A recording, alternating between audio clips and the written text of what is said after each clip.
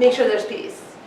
Make sure there's peace, because that will, he says, the Zohar says, even if the people are not smart, and even if they don't know how to handle money, and even if they're not like savvy, and even if they'll have so much siyata d'shmaya. It's a promise. It's a promise.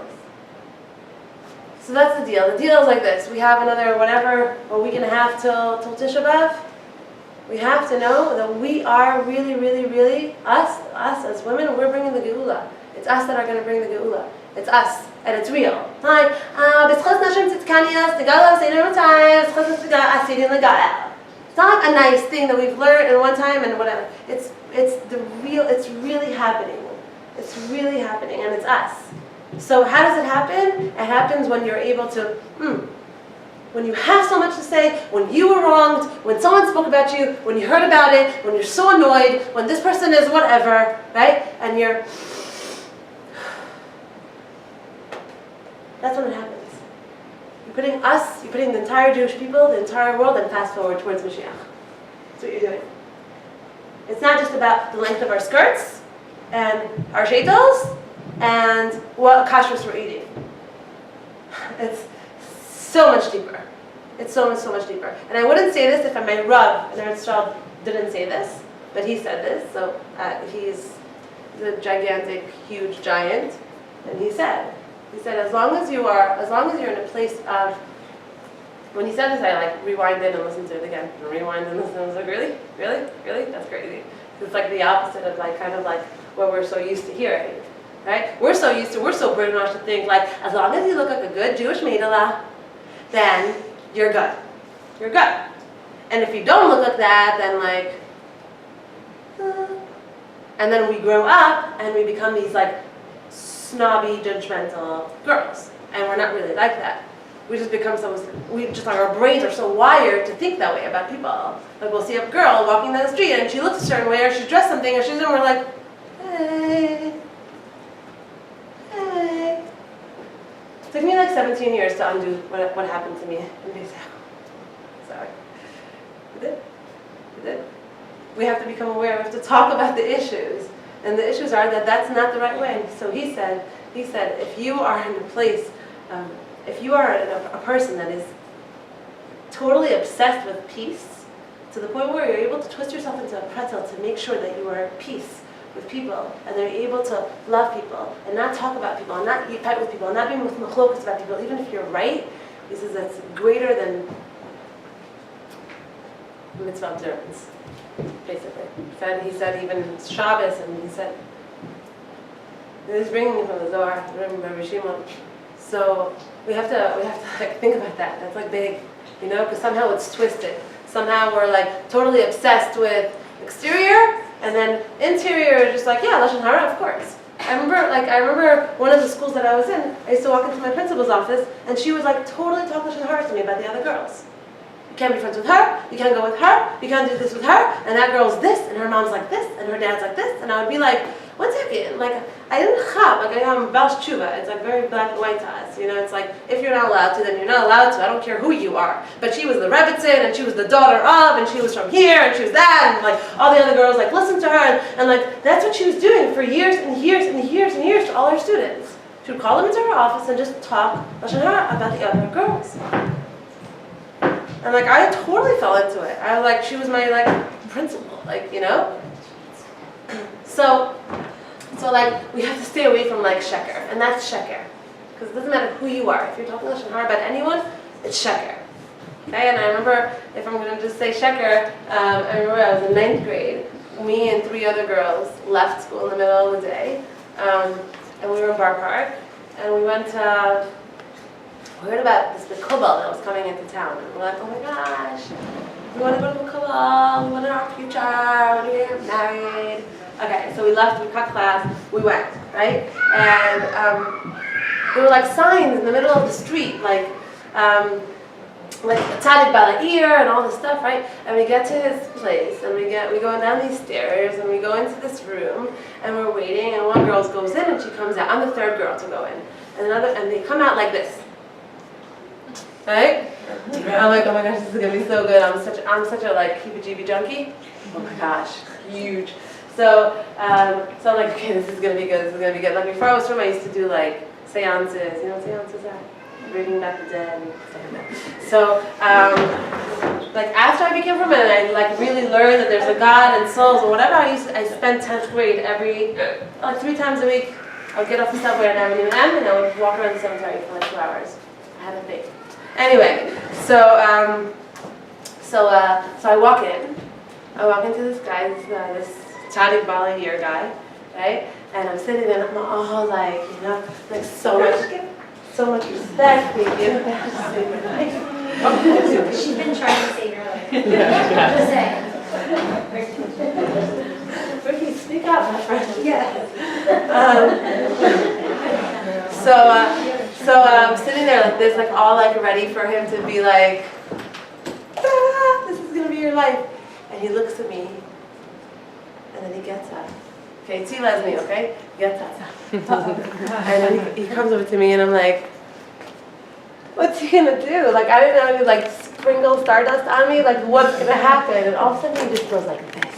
Oh my God. And I was like, ah! Right? And I was like, oh my gosh, you cannot touch me! Touch her! But and he touched the other girls, and they were so afraid because of the time he said, right? So then I ran back and I told the principal, and the principal freaked out, and it was so much fun. So much fun. So scary. Yeah, like there's right and there's wrong, and I don't care who you are or what you look like. If it's wrong, it's wrong. Even if you're big signs in the bar park, if it's wrong, you're wrong. You're crooked. You're not real, right? So we have to start thinking that way more. It's not like, oh, because she said it or he said that and it's okay because he has a plaque in that shul, so it's okay, right?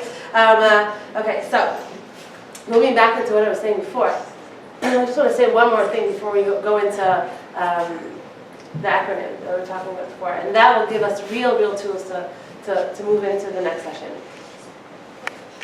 When the Beis Hamikdash was, before the second Beis Hamikdash was destroyed, there's that whole story where there's this man and he was making a big simcha and he wanted all his friends to come and he sent messengers to call his friends and he wanted his friend Kamsa to come, but his messenger went and he called Bar Kamsa and Bar Kamsa comes to the thing and he comes to him in the middle of the party and he's like, get out, and he's like, I'm not leaving, please let me pay for my meal, let me just stay here, stop embarrassing me, and he says, I don't want you to pay for anything, I want you to just get out, and everyone started to be quiet around, everyone's like, the Gemara talks about how everyone's just quiet and everyone's like watching, and he sits there and he says, please let me just, I'll pay for half your thing, and he says, I don't want you to pay for anything, get out. He's like, I'll pay for your entire party, please don't embarrass me in front of everyone. And they take him and they throw him out of the thing, and then Bar Kamsa goes to the government and he tells the government that the Jews are doing X, Y, Z, and then they come and they destroy and everything, with tons of Jews were killed, and that's the story of, that's what happened right before the Beis Hamikdash was destroyed. So the thing that's brought down, the Chafetz Chaim says, he says that not so much what happened between the Baal HaSimcha and Bar Kamsa, but more so what happened with all the people that were just sitting around and watching. All the Talmid Chachamim, all the Rabbanim, all the Badatz eaters, they didn't stand up and protect the weak. We have to stand up and protect the people that can't protect themselves. We have to be warriors in this world. We have to stand up for truth. We have to stand up for what's right. We can't be people that are just holier than thou, and then when something happens in front of us, or something so scary or so crazy happens, we just sit by and I'm not going to say anything. I'm not going to say anything. I'm embarrassed. I can't say anything. No. That's why the Beis Hamikdash was destroyed. Hashem saw all these people, all these Torah-observant Jews sitting around and saying not a word, and this guy is getting demolished and thrown out of this place. That was the root. That was Beit Saruf Sarafta. The Beis Hamikdash was already destroyed. In Shemayim, there was no more Beis Hamikdash. It was standing, but it was just a matter of time before it was burnt. Because we have to be loyal to each other. We have to be each other's friends. We have to love each other. We have to love each other. We have to be in a place of, okay, she spoke about me. Okay, she spoke about me. Maybe she had a hard day. I know it's hard. Right now it's easy to say, but in the heat of the moment it's kind of hard. But that's the real test, when it's hard. When it's not easy. So it sounds like this. And these are the tools that I want to leave you off with. Braving. Be. Boundaries. Be. Boundaries. Number 1, respect your boundaries. Boundaries that you have, respect them. Meaning, live by your boundaries. Don't be wishy-washy with your boundaries. Boundaries means if this is what you are, if this is what you do, if this is what you believe in it, live it, be it. Respect your boundaries. Because if you don't respect your boundaries, you cannot expect other people to respect your boundaries. You can't expect your husband to respect your boundaries. You can't expect your kids to respect your boundaries. Because you don't have a backbone. You gotta have a backbone in life. If you're doing these things, do them thick and thin, through and through. There's no exceptions. It's for yourself. It's almost like in front of other people, you're eating like lettuce and carrots. No, I'm on a diet. No, and then you go home and you pound. That's not having boundaries. That's not being loyal. If you ever want anything from anyone in this world, you have to know that there are a lot of things that don't have to be spoken. It's called energies. You know, there are some people that like you're around them and you just like naturally respect them. Naturally, you have this like respect to them, and then you're around other people and it's easy to step on them. Sadly to say, just easy to like abuse them. You know, people that are like abusive personality type, it's just easy to abuse them, even though you're not an abuser, but like they make it so, it's almost like they make you abuse them. You know what I'm saying? It's like they're just like they make themselves so small, and you're just like, and it just happens. So that's called energies. People have energies. Beyond what you say and how you come across and what you believe in and all the things that you speak, you have a vibe. You have a vibe to you. And when you are able to respect your own boundaries and keep to what you believe is right, and do what you say you want, and do what you say you believe in, that comes across in everything without you even speaking about it. That's how you develop yourself. That's how you make yourself into a better person, into a real person. So be boundaries. Respect your boundaries. Respect other people's boundaries. Our reliability.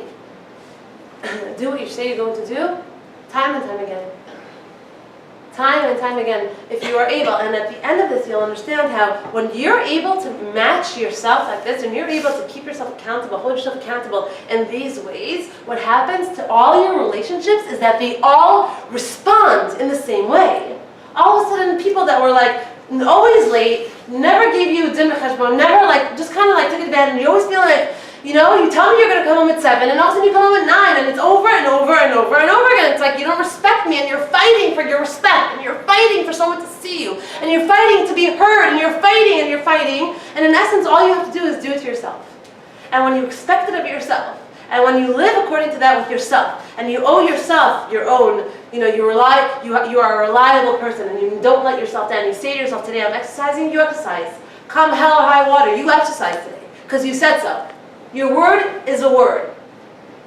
And when you're like that, people, all of a sudden, you see how he won't come 2 hours late when he said he's going to come at 7. Because all of a sudden, it's not, you've already shifted the energy field between the two of you. Because you've changed, the whole thing has changed. I mean, maybe it's hard to understand it like right now because it sounds nice in theory, but if you do it, you'll see. People change when you change. I went from a place of like, you know, I went from a hard place when I was a while ago. And when I was in that place, I was this small. And all I felt was that everyone was hurting my feelings all the time. Nobody was being sensitive. Nobody cared. Nobody saw me. Nobody heard. Like I don't even exist. And I would die over and over again every night. It was so. I felt so betrayed, so not cared about, so insignificant. And then I started learning that, oh, one second. Oh, I'm small in my eyes. I don't feel like I deserve better. I don't feel like yeah. I started realizing that I didn't expect anything from myself, from life. So what happens is that life just responds to you that way. Law of attraction. Back to law of attraction. So R is reliability. You do what you say you're going to do time and time again. And then you'll see that from other people. A, accountability. I can only trust you, me. When you make a mistake, you own it, you apologize, and you make amends. You own it, any mistake. The stupidest mistake. The other day, I had a thing with my sister. It wasn't even a thing. Like I just woke up and I was just like, I'm not doing this. Like I just like, right, the second I woke up, I was like, I'm not doing this. And she was like, okay. And then like afterwards when I left and I was driving home, I was like, why was I so like in her face? Like I woke up like wanting to like get in her face. Out of nowhere, so weird, right? Like obviously something was brewing, I didn't pay attention to it. And then like when I saw her, I was like, no. And she's like, okay. I'm like, fine, bye. And she's like, bye, okay. Right? And then what I had to do, that I didn't do, but I will do, now that I'm here. Bless your soul. What I had to do was call her, even though she like totally like put it away, and it's like we didn't talk about it, and we don't have to talk about it again. Pick up a phone and say, hi, about what I said the other day, I'm so sorry. I woke up in the wrong side of the bed. I made a mistake. Please forgive me. Can we make amends? That's it. This is like number one in relationships. Must. You have to know how to be able to, you made a mistake, own it, apologize, make amends. And then you'll see it'll happen from another person as well. All these things that we're learning right now are the glue, the glue, the glue, the glue. Glue in trust, glue in relationships, glue in marriage, glue with kids. Glue, it's glue. You can't just like float through life and just be like, oh, I'm pretty, so everything's fine. You know? No, it's not gonna happen. Trust me, I tried it. Okay, V, oh, V, vault. V is very, very important. When someone comes up to you, and he says, oh my gosh, you don't even understand what happened. So-and-so is getting divorced because I heard X, Y, Z. What happens in that moment is that you have to know that this person is not to be trusted. Because even though they're bringing you the juice and they're bringing you the gossip, you have to know that this person cannot be trusted. You can't be a person that gossips and expect people to trust you. And if you keep falling into the same thing with like, oh, she's telling you, don't think she's talking about you? She is talking about you. So the first person to change always is yourself in that way. You are a vault. People confide in you with their own stories. You are a vault. You don't speak their life. It's not your story to tell. It's not my story to tell. People speak to me in confidence. It's confidential. And when you're able to be such a person, you don't understand what kind of a person you become. You become a person. You're not just like Play-Doh. It's like this like mushy, like, yeah, oh, she said this and she said that and this and this and this and that and I feel this, so I'm just gonna say it and I don't want to give in and I don't care and I'm not like that. There's no backbone. You're not to make yourself into a person. We have to. It's almost like we come into this world of mush, of Play-Doh, and we have to form this thing into something worthwhile. I have a vault. You want to tell me your story? I'm open and I want to hear and I want to listen and I want to be there for you. I don't want to hear anyone else's story. And that's how we have to live our life. That's not my story to tell. That's it. As tempting as it is. Because you know what happens? It's like people gossip and that's how they have, how does she call it? I love how she calls it. Common enemy intimacy. We both have a common enemy. We both hate her. We both think she's this and this and this and this and she's doing everything wrong. And that's like the juice in our relationship. But there's no relationship really. Because a relationship can't be based on those kind of things. It's like, it's easy to gossip because it hot wires relationships, but it's nothing. It's nothing. You're next in line, just be careful. Be careful, you're next in line. So we're vault. Again, all of these things are ways for us to build our character, to build ourselves, and to, in essence, build our relationships. Why are we building our relationships? We're building our relationships because there's no better way to get bracha, to get Siyat Dishma, to get Mashiach, if we're not going to be in a place of peace and unity. That's the equation. That's all Hashem cares about. Hashem cares about that more than your Shabbos observance. Hashem cares about that more than your tznius. More. And the last one is it the last one? No, it's not. V. I. Integrity. Courage over comfort. Doing what's right over fun, fast, easy. Practicing your values and not just preaching them. Okay? We tend to tell our kids, don't fight! Don't fight! And then what do they hear us doing? Fighting with our moms, fighting with our sisters, fighting with our husbands, fighting with this one, fighting with that one. They hear it. They hear it. They hear the whispering. They know, they know. We don't have to say anything. You know what Rav says? Chinuch is 100% them absorbing from you. You want to be mechanech your kids, you want them to come out sane, happy humans? You be a sane, happy human. Stop preaching, start practicing. That's it. That's the bottom line. Stop preaching, stop preaching. I see this to myself every single day. Or be quiet. They don't need to hear you. Just be. You want them to be happy? Smile more. You want them to be courageous? Do courageous things. Non-judgment, that's N. Non-judgment. I can fall apart, ask for help, and not get judged by you. First person you cannot get judged by is yourself.